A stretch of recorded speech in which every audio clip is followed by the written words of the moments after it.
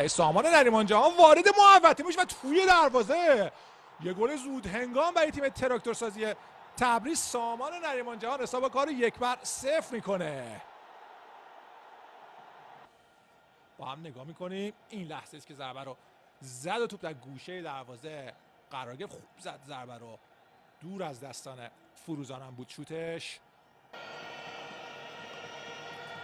پرتو بلند درون محوطه جریمه، توپ سرگردان، این شوت محکم و توپی که از بالای دروازه به بیرون میزنه سامان نریمان جهان. امید ابراهیمی این بار دیگه پشت توپ قرار نگرفته، هاشم بیکس زاده ضربه رو میزنه به سمت دروازه و توی دروازه گل برای تیم استقلال. امید ابراهیمی حساب کار 1-1 مساوی میکنه. بازم اشتباه حامد لک. این ضربه اشتباه میشه، آفساید که اصلا نبود. هدیه حامد لک. یه توپایی رو بعضی موقع میگیری که هیچ کی نمیتونه بگیره، ولی شاید ششمین هفتمین اشتباه مسلمش هست در این فصل. با چونش پاس داد به امید ابراهیمی. تو آسیا این گلا زیاد خورد، اینجا نه دیگه زدش کورنر حامد لک. تو همین لیگ چند تا بازی عالی بود، یعنی واقعا دکتر جکیل و مستر هاید بوده این فصل برای تیم تراکتورسازی تبریز.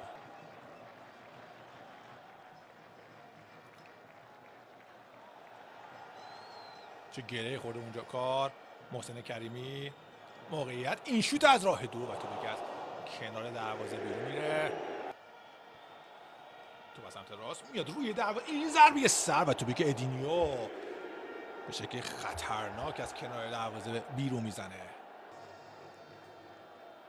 حالا در میان میدان بازیکن تراکتور حرکت کردن، چقدر خطرناک این توپشون. حالا برای ادینیو در محوطه جریمه و گل دوم.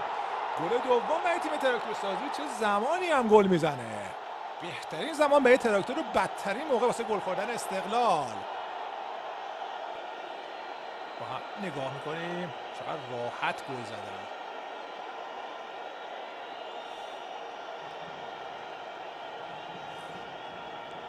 دوباره خود سامان واسه عالی به سمت چپ، مقطع بازیکن تراکتور. این ضربه تو به تیر دروازه برخورد میکنه.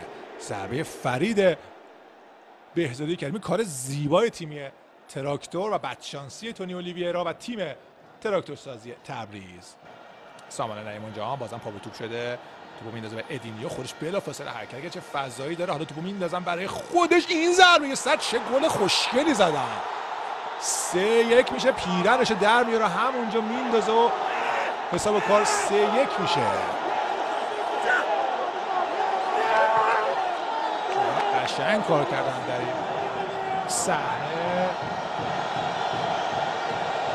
خوب کار کردن این صحنه رو. اینجا اومد و این ضربه سر رو زد، بازم لایی خورد فروزان. سجاد شهباززاده سانت بلند و روی این ضربه سر که توپ از کنار دروازه بیرون میره. ضربه آرش برهانه که نتونست خودش رو سوار توپ کنه و اینجوری واکنششون میده امیر قلعه‌نویی. و رقابت به هفته پایانی کشیده میشه. یه توپ میاد روی دروازه، این شوت قشنگ توپ از کنار دروازه به بیرون میره. ضربه سجاد شهبازی توپش میکنه به تیر کنار دروازه برخورد کرد. خسرو ایدری از همونجا سانت میکنه روی دروازه، میکاره توپو رضایتی. این شوت از راه دور که توپو میگیره لک بلافاصله نگاه میکنه تو چارچوب بود یا نه. دوباره از سمت راست میاد روی دروازه، این ضربه سر توپ از کنار دروازه بیرون میره. کورنر برای تیم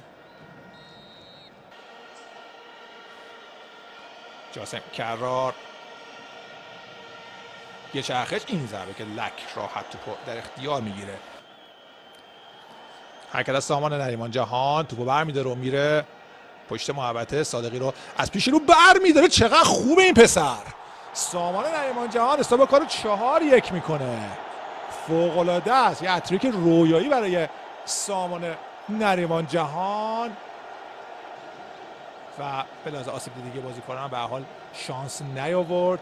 این لحظه است که از پیش رو برداشت و این ضربه رو محکم زد.